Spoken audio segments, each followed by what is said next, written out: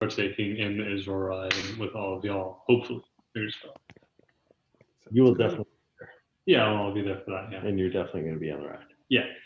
yeah. So I'm Marcus, father of Leo, the first-time rider, who will definitely be on the ride. And I'll get to do it the third time this year. And yeah, we live in Austin, Texas, and we're part of Team Austin Achim. Awesome. Next up on my screen is Brad, if you want to go and introduce yourself. Yeah, absolutely. So yeah, my name's Brad. I worked with Marcus at Cirrus Logic, so that's how I got involved. Longtime supporter, donating through Marcus, supporting Team Awesome Achim, and went to an info session, I don't know, 2 years ago, and got very interested. And I'm finally in a place where I'm back on my bike, and I have the ability to participate. So I'm very interested. Awesome. Well, we're so glad that you're here. Thanks for being here. Next up on my screen is I have Miriam Raviv, if you want to introduce yourself. Yes, my name is Miriam, and I did the ride, it feels like 100 years ago, but it was in 2019, and it was truly a life-changing experience. Just wonderful people, very, very supportive. I mean, I felt that we were treated like royalty wherever we went. And it was found, you know, the scenery, the people, the history, the philanthropic part of it, the being at the Arafa Institute, to being involved with Chazon. All of it was very, very special, and I'm looking forward to it and hoping we do it again. Great. Thanks so much for being here, Miriam. And next up on my screen, Rachel Calico. Hi, everyone. I'm Rachel Calico. I'm the Director of Development at Friends of the Arafa Institute. So one of the beneficiaries and the partner organizations of the Israel Ride. This will be my second ride. I'm thrilled to be involved with this. When you're on the ride in Israel, you'll stop at the Arafa Institute, as Miriam and Marcus know, and get to see the fabulous work that's done there. And I'll tell you more about that later, but good to meet all of you and see you. Great. And next up on my screen is Stu, if you want to introduce yourself. Hey guys, I'm Stuart Wallach. I am a longtime young Judean and actually lived on Kibbutz Keturah for about a year and a half, way back when. And Marcus has been a great advocate of getting me to go on the ride and ride back to Keturah. So I'm super excited to go on the ride. I'm actually, my son will be on your course as with Leo next year, and he might join the ride as well. And I also have an older son who is going to be in Israel, who's going to join the ride, and he's a rider. He's doing the Texas 4000 this summer, which is a ride from Austin to Alaska. So I have an experienced rider coming with me. So. Wow, Austin to Alaska, you said, just to make sure I understand that. That is correct. Wow. How long does that take? Sorry to sidetrack us. 90 days. They ride for 90 days. Wow. Wow, and that's so exciting, Stuart. I'm involved with that program as well, and it's just absolutely awesome. So hats off to him for doing that. Lots of training. Yeah. He was supposed to go last summer, but the ride was unfortunately canceled with everything else, and so he'll be going this summer. That's great. Wow. Great. And next up, our ride vice chair, David Eisenberg, if you want to introduce yourself. Sure. Thank you very much. And Stuart, I should mention, we actually have a ride alum who I think is planning on doing that Alaska to Texas ride, maybe the reverse route in 2022. Cool. So it's nice to hear so many people doing it. I'm not sure it's going to make it to my bucket list soon, but we'll see. It's great to be here tonight. It's nice to meet a couple of new people and see some familiar faces. I'm David Eisenberg, Vice Chair of the ride. I first learned the ride in 2003, which is also when Howie Rodenstein founded it. He and I served on the finance committee together at Solomon Schechter Day School here in Boston. And he came up to me during a meeting or small talk before a meeting one day and said, he understands I like to bike and I like Israel. Would I like to come on this bike ride? And it spoke to me immediately, in part because many years earlier, when I graduated from grad school, I had actually signed up to do a bike ride in Israel, which was then canceled. But even though it was canceled, it showed up in the class notes for my school that year that I had done a bike ride in Israel. So I always felt like I needed to make that note true. So went in 2005 and have been fortunate to be able to be back each year since 2007.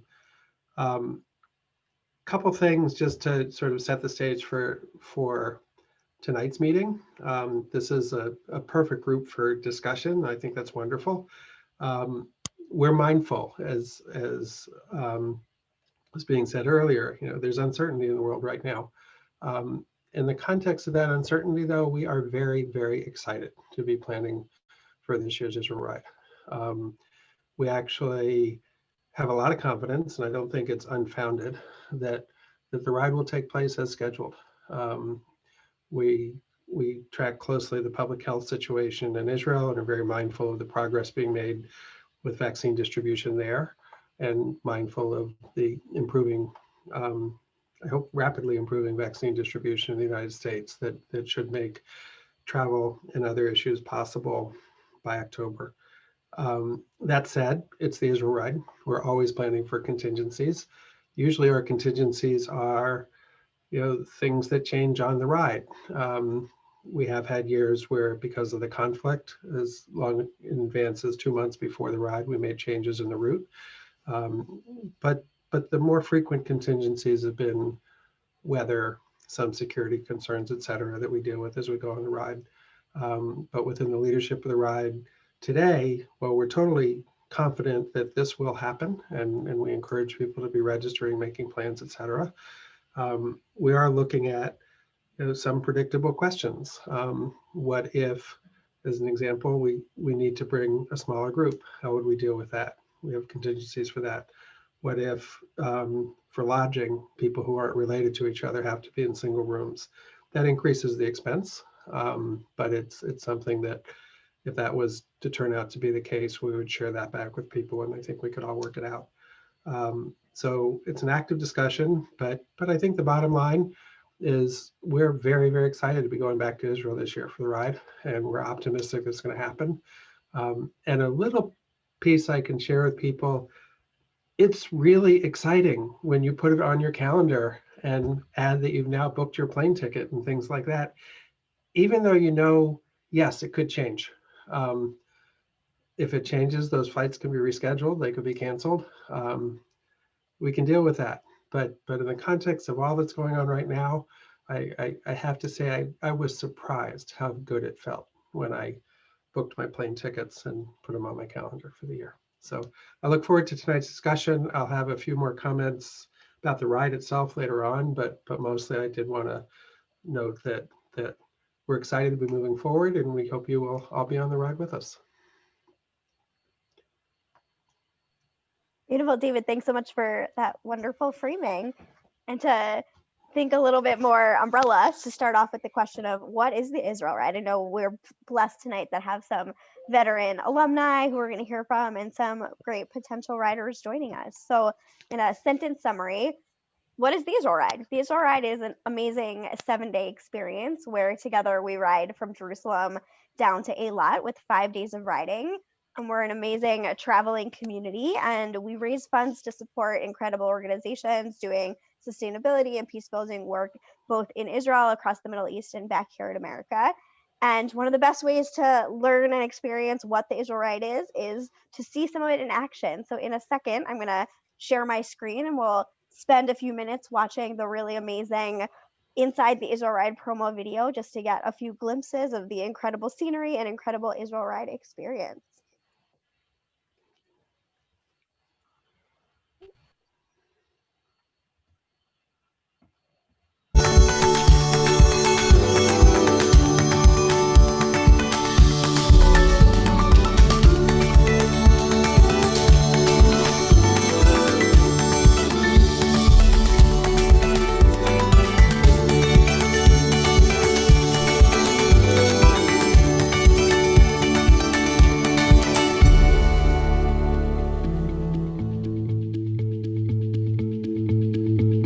Howie Rodenstein. Welcome to the Israel Ride.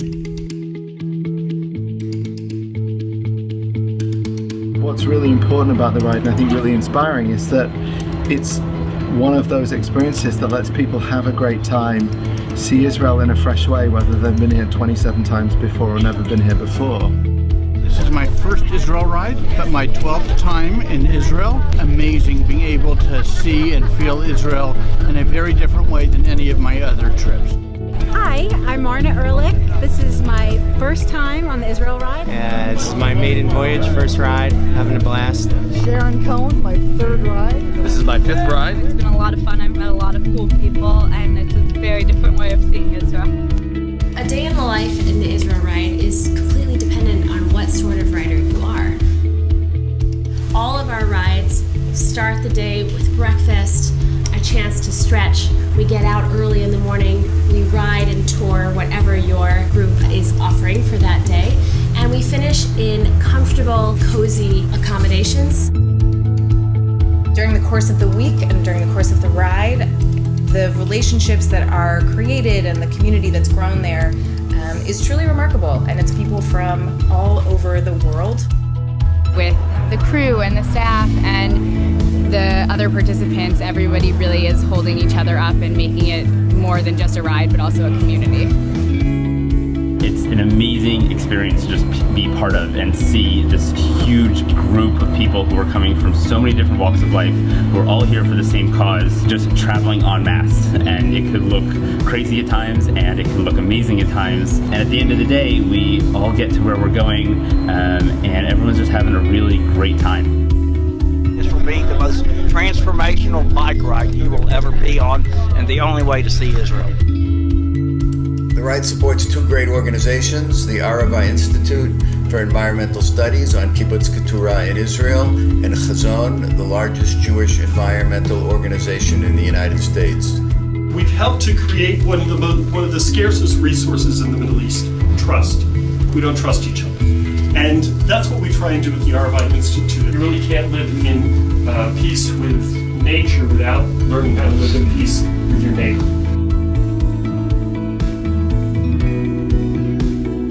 The challenge with the environment is that it's an enormous problem. It's an enormous challenge with many, many, many different pieces that need to be worked on. And Chazon has created a world of educational opportunities for people to learn about this in immersive, transformative ways.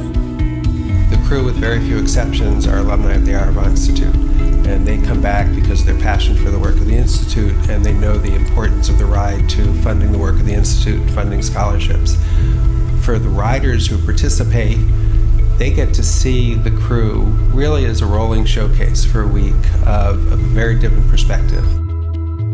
When you see the unity that they have and the comfort they have with each other and the trust, that shows you the possibility of what this country could be and what this part of the world could be. The Institute is a family for me. Friendships I've made in the Institute are just more profound. Like they have roots. They have something that we share together. The year I spent in Kibbutz Keturah and the Arafa Institute was the best year of my life, I can tell you for sure. One of the things that makes me most excited about the ride, beyond the work that it does in support of the work of the Arafa Institute and Chazon, is the transformational experience it is for a rider. So we make the trip from Jerusalem to Eilat. We ride for 3 days at the beginning, Wednesday, Thursday, Friday. We spend Shabbat together in Mitzpeh Ramon. And it's amazing to me as a leader on the ride to watch the transformation from Tuesday night, when the group is first getting together in Jerusalem. We get to Mitzpeh Ramon 3 days later, and as the group sits down for Shabbat dinner, you can see that we've made a transition from a group of individuals to a real community.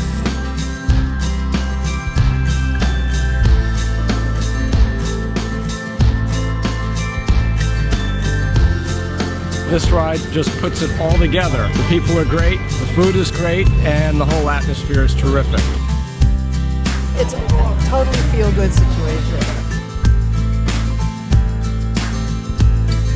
Anybody around the world, this is an amazing experience, and it's for you.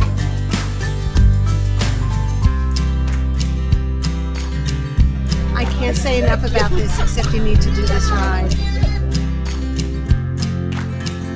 When we reach Eilat, and there's that incredible moment of joy and celebration when they reach the Red Sea, and you realize this is worth every moment that we've been working through the year.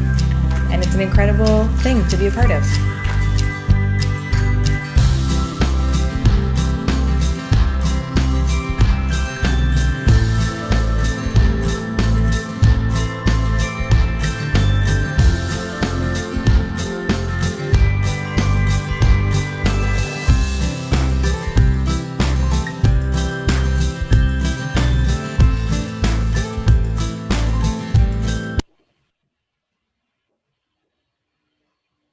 Great. So now that we had the chance to see some of the incredible, beautiful sights and hear some general information that were in the video, I'm thrilled to turn it back over to our guest alum host for the night, Marcus Shaftel, to ask Marcus to share a little bit about his Israel Ride experience, what brings him back each year, and what are some of those powerful highlight moments for you? Well, there's a video where I mentioned a couple of those, but I'll ad lib for now. I'll share the link to that video. Yeah. The start of it, though, was just me talking with Rabbi Blumoff about what we could go do for fitness that would be silly, and the ride came up. And so it was maybe it was for David. It was easy for me because Chazon and the Arafa Institute and kind of what they were about made the philanthropic stuff that I was engaged in, and Brad knows about some of it because we've done a video game marathon where we raise money for the Children's Hospital in town here now. I think 5 years in a row we've done it, Brad, or 4 or something like that. And I've been doing it for about 10, and Leo's done it a few times too. So I got environmental stuff, peace building, sustainability, and all of it. And then the ride was exciting, going with Blumoff and a team of people in 18. And so there's this whole energy because we were going, a bunch of us moving and getting all the way there. But I noticed this also in 19 where it was just Miriam and I. We went to New York and then we flew on. Once you get there that day, something that was really exciting for me was the energy and the things you have in common with everybody. It's rather, I don't know if intoxicating. You definitely get swept up in the feeling of it all by Tuesday evening as everybody's going for the information briefings and everything else. And from there on out, you are just drawn along with this great energy and great people. And it's like bike camp, and it's just fantastic. It's amazing. It's totally amazing. And in terms of like pinnacle moments for me, in 18, you're riding out of the Judean mountains. And so whatever group you happen to ride on, I think the course will have you rolling down out of the Judean hills, and it's fantastic. But the funniest thing happened because I'm cruising down there and I'm tucked and I feel like I'm going pretty fast and my bike is in control and I'm making sure I'm out of the wind. And then flying by me goes Rabbi Blumoff, who's a little bigger guy than me. He's sitting straight up. He's like a freaking sail. It didn't even matter. And he just comes rocking. and later we looked at my bike computer and I was doing 30 something. So and I'm not recommending everybody go fast, but the excitement of being there in Israel and coming out of the hills with your friends and having these amazing bike experiences got me, super hooked. And so I'm excited to go back and do it again. And yeah, it's just so great. The whole thing's so great. Beautiful. Thank you so much, Marcus. And if you want to see the future of video Marcus was talking about, I just put the link in the chat, he was gracious to share his Why I Ride story as part of our virtual Israel Ride this fall. And Miriam Raviv, we're so glad that you're here with us tonight. And do you have reflections from the ride you went on that you want to share about what brought you back in the future in powerful moments? Oh, I enjoy the people. Living in Austin, Texas, there are Jews, but they're few and far between. And I am originally from New York, and I've lived in Israel and LA, and it just was so wonderful meeting Jewish people from all over the country and people who are fit and interested, both in Israel and interested in writing and interested in or later. And just You know, and the you know, the evening activities were extraordinary. Shabbat was absolutely beautiful. And it's, you know, it's really, it's even hard to describe when I try to tell friends what makes it so special. It's just, it's extraordinary. It really, it truly was life-changing. So I'm very much looking forward to it. Beautiful. Thanks so much, Miriam. And then I'm excited to turn it back over to David Eisenberg, again, our RIDE vice chair, to share some more details and dive into some further discussion. Sure. Thank you very much, Alana, and Marcus and Miriam. Thank you for sharing a little bit of your stories. I should share with both of you, the first year I did the Israel Ride, they recommended in part of the orientation that we pick a buddy. And the idea, I think, was that you'd sort of keep tabs on each other a little bit. So I didn't know anybody. There's a rider sitting next to me because we're all there for the Israel Ride. So I turned to her, she turns to me and said, okay, we're buddies.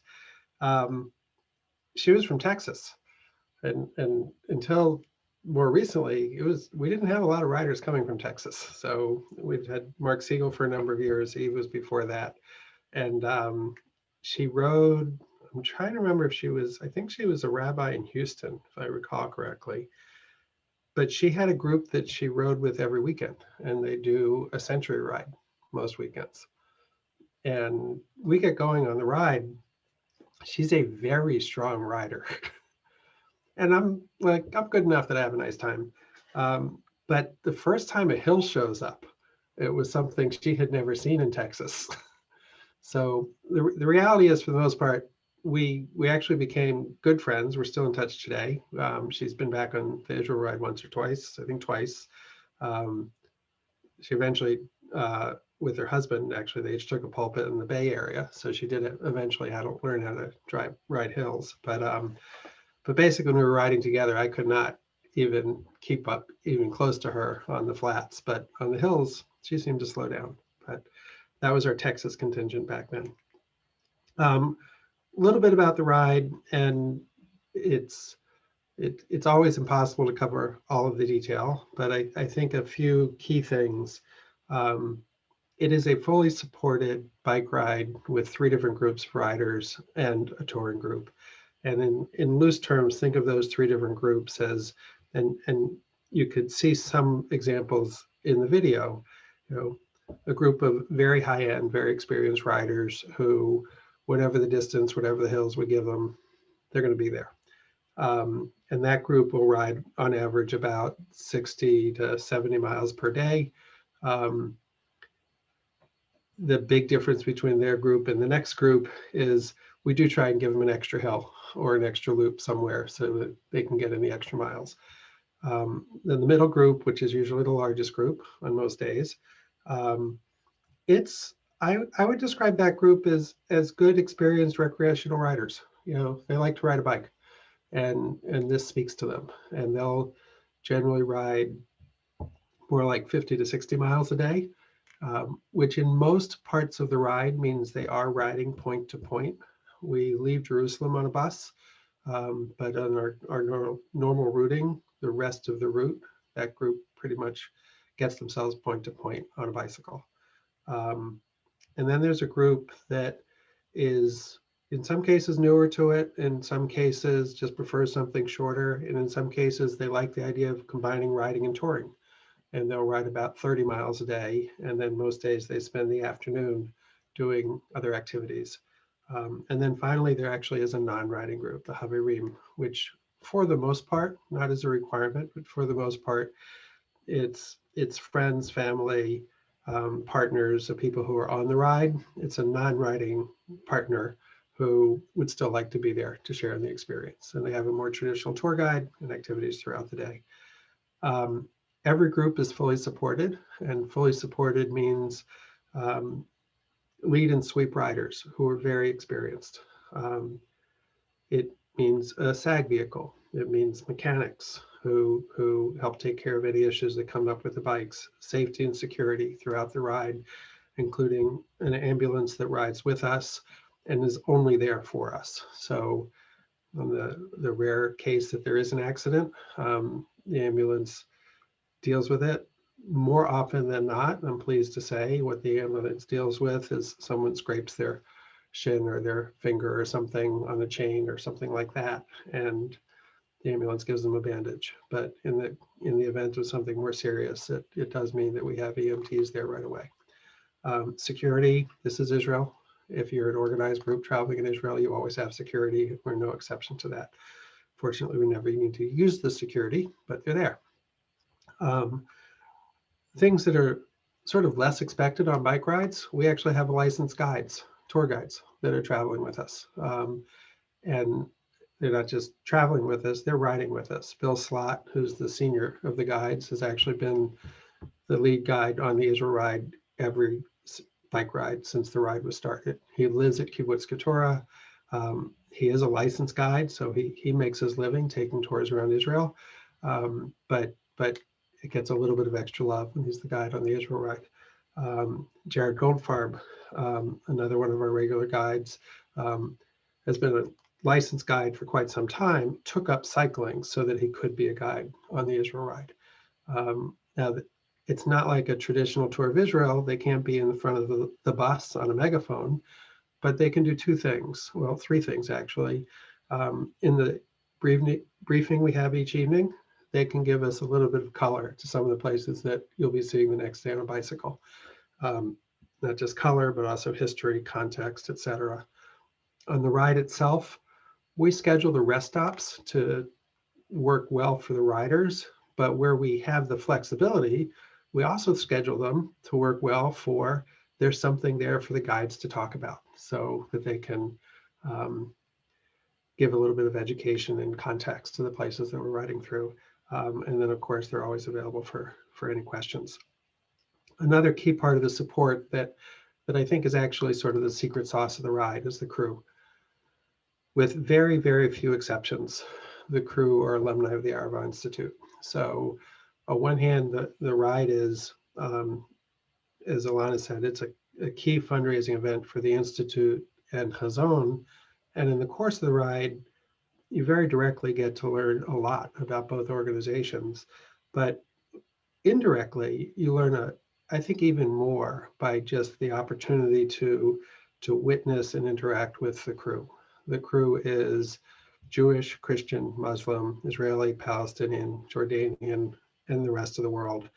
And what we get to see is the quality of the relationships that they have with each other.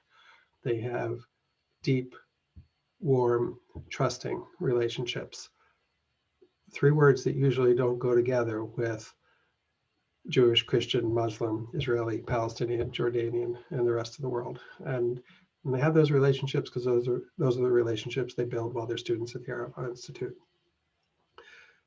In addition to us getting to see them, I think it's very important to keep in mind the importance of the Israel ride to the crew. It's an annual reunion for them. It's a chance for them to build their network, both with us as riders if they're interested, but also just to continue to build their relationships with other students at the Institute. And given the goals of the Institute in terms of these are young men and women who will grow to leaderships and leadership roles in environmental organizations, those relationships are hugely important. So that's a little bit about the support structure. A couple of other key details, and then mostly I'd like to answer questions. The ride is designed to be a journey. So we start off together in Jerusalem, and from Jerusalem we do ride together, 3 different groups, but same general course together for the first day, finishing the first day in Ashkelon on the coast. One reason why that first day, us finishing together, is important, it's a chance for people to figure out which group they belong in. So if you're thinking, well, I'm confident I could be in this group, but I might want to stretch myself and try and be in that group, we encourage you to stretch yourself that first day.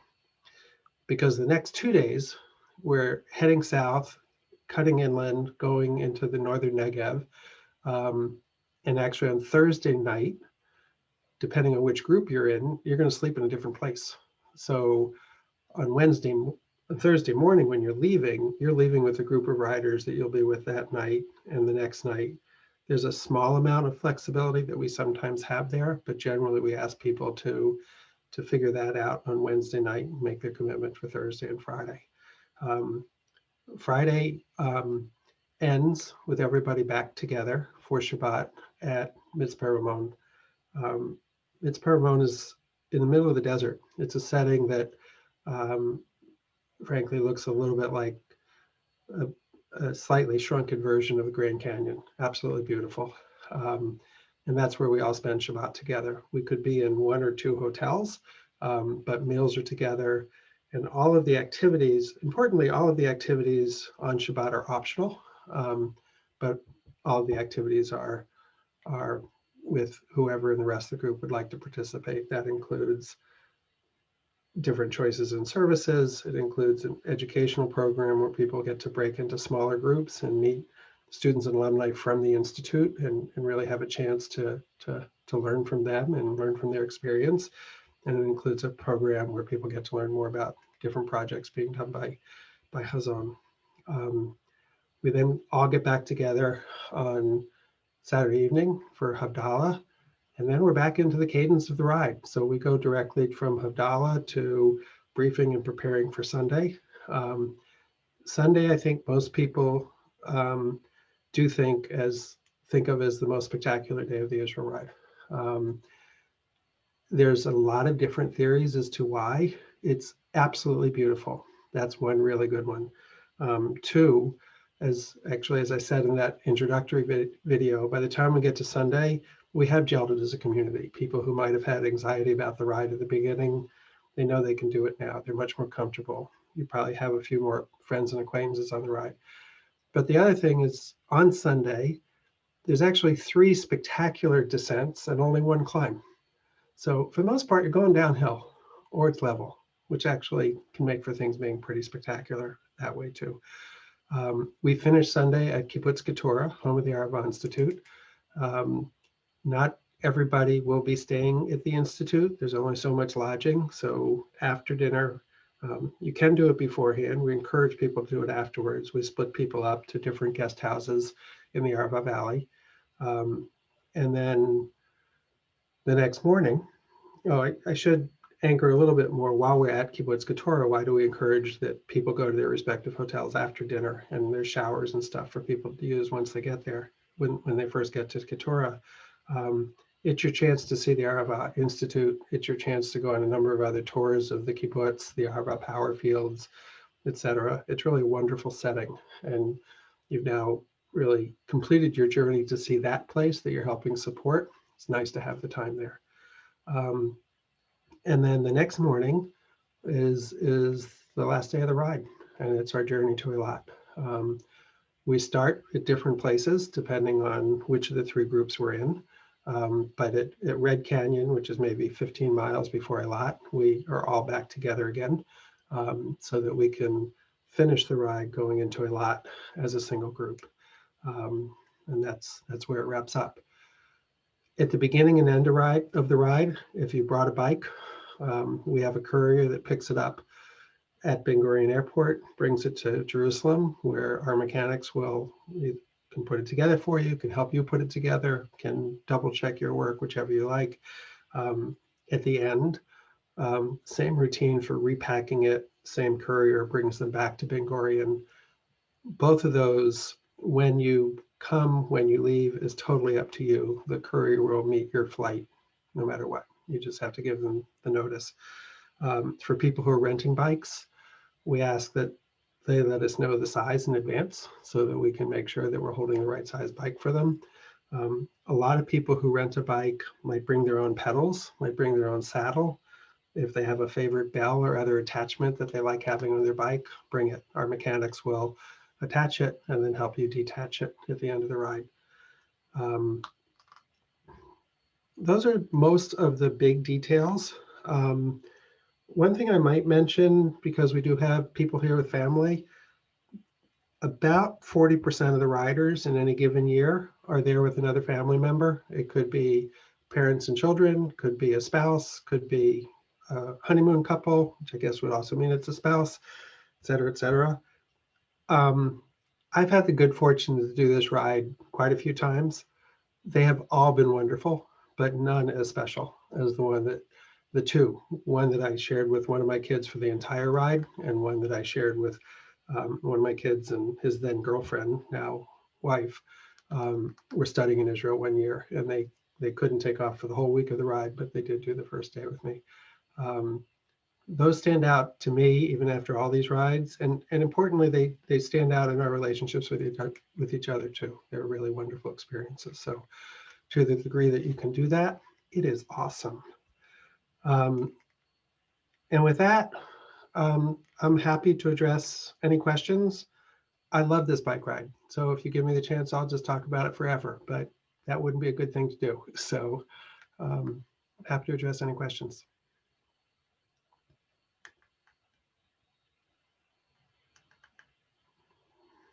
Perfect.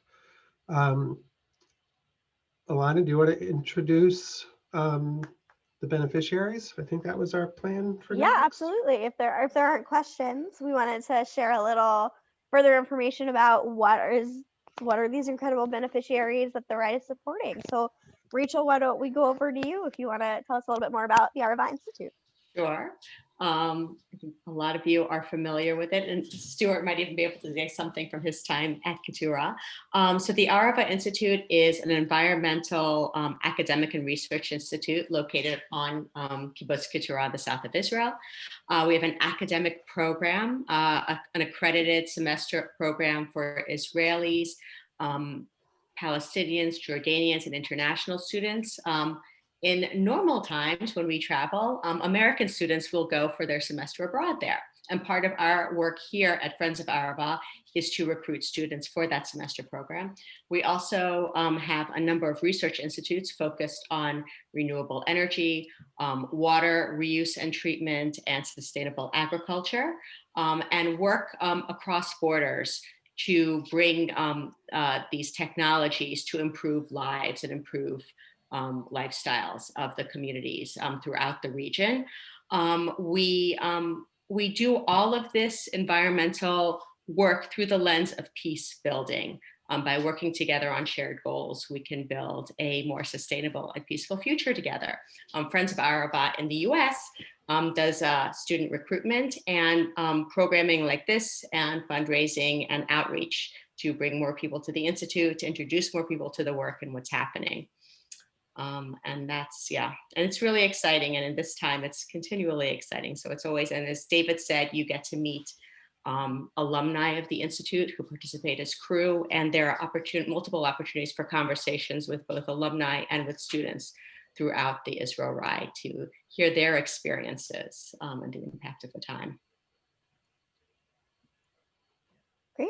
Thanks so much, Rachel. And a few words on Chazon. As I mentioned at the beginning, Chazon is the Jewish Lab for Sustainability. We're the largest faith-based environmental organization in North America. We're based in New York City, but have a nationwide reach with offices across the country. And we view that the world is in a global environmental crisis, and Jewish tradition really compels us to respond with the idea of helping to create a healthy, safe, and sustainable world for all. And we focus programs with helping communities across the country make more sustainable choices through education and advocacy, while viewing environmentalism as a way to deepen people's both personal and Jewish identity, and to help bridge and create further community. We have different programs that we run out of our retreat center in Connecticut. Again, Rachel, I loved your phrasing of during normal times, where we bring students of all ages, from elementary school students all the way up to college students, taking a year off to do a year-round fellowship, to helping other organizations build gardens, joining our seal of sustainability to make their communities more sustainable and environmental, and just finding different ways to bridge that gap between Jewish tradition and creating a more sustainable world for all.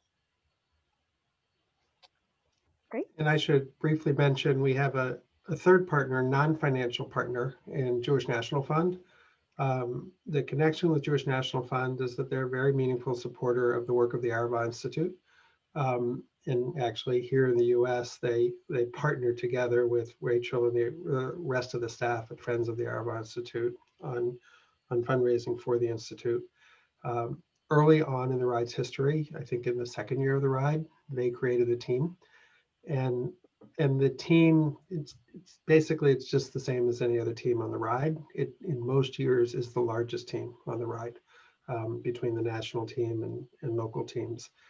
It's, I think for most people, the reason they join it is it's a combination of things, but one subtlety is it's a nice low-key way of reminding Russell Robinson, who's head of Jewish National Fund, that their support for the Arava Institute is important, because when he sees that a third or 40% of the people on the Israel ride are on the Israel ride through Team JNF, that sends a certain very powerful message to him. The other thing is that in some parts of the country, and really this depends on sort of who's interested in any given year, local JNF staff is actually integral to our recruiting efforts. So very often programs like this, except in people's homes, the point person for initially organizing them could be a local JNF person who sees an opportunity to create an Israel Ride community in their respective cities. And those have been pretty impactful. I think back to my second Israel Ride, I met a group of people together from Pittsburgh that was a Team JNF. It was actually the first time this group of people, they were just getting to know each other. It was the first time they had done a bike ride together, organized by their local Jewish National Fund. They've never, as a group, been back on the Israel Ride. Several of them have been as individuals, but as a group, they've actually continued to do bike rides together elsewhere in the world most years. So they were brought together around the Israel Ride in that particular example by Jewish National Fund. But importantly, the Israel Ride and JNF, a close partnership, but a non-financial partnership. Great. And then just a few closing reminders before we again open up to further questions. If people want to chat one-on-one, just reminding everyone that registration for 2021 is open. And we'd love for anyone who's not registered already to save your spot and join us today. Join the over 140 riders already registered. And we're still in the final week of our early registration pricing. Prices are set to increase on February 1st. So take advantage of low pricing right now. And by attending this info session, we'll be sharing a promo code with you where you can save a little bit off your registration fee. And just recognizing that we know that while we're optimistic that the ride's going to take place in person in the fall, we understand different people's hesitation and have some really helpful and lenient policies that should we have to postpone or cancel the ride due to COVID, all riders will be eligible for an 100% refund. And at any point, riders are eligible to roll over the registration fee to join us on a future ride. And we already have rides dates set into the future in 2022 and 2023 and soon to be 2024 and 2025. And so while we would love to ride with you in 2021, if that's not possible, we hope to see you on the road with us in the future. And just to thank everyone for joining us tonight, a special shout out to Marcus and Leo for helping us organize and host tonight. And we're going to stay back if people have questions. And it was great to have the chance to spend some time together this evening. And we can't wait to ride with you in the future. I'll let the Austinites know that next Saturday, it'll be a little humid, but 70 degrees out. So I'm going to be riding outside on Saturday. Hopefully you'll join me for some Team Austin Achim. And then on Sunday, also now dry, 70 degrees. So I'll be riding. Brad, remember to pack your shorts and stuff if you're at your alternative location. And yeah, if you want to get out for a shorter or long roll, hills, no hills, you guys let me know, and I will make a route that supports it. I do think it's worth noting, while Marcus seemed like he had to mention the 70 degrees, that's really only 50 or 60 degrees warmer than it'll be here. That's all. Only. Yeah, it was about 25 degrees in Manhattan today. Today, yes, exactly. Today we had about 25. Yeah, it was so cold my phone died within an hour of leaving my apartment that I had to go home because my phone died in the cold. Yeah. Yes, my car battery died. Well, David will remember in 2018, on the first day, I heard from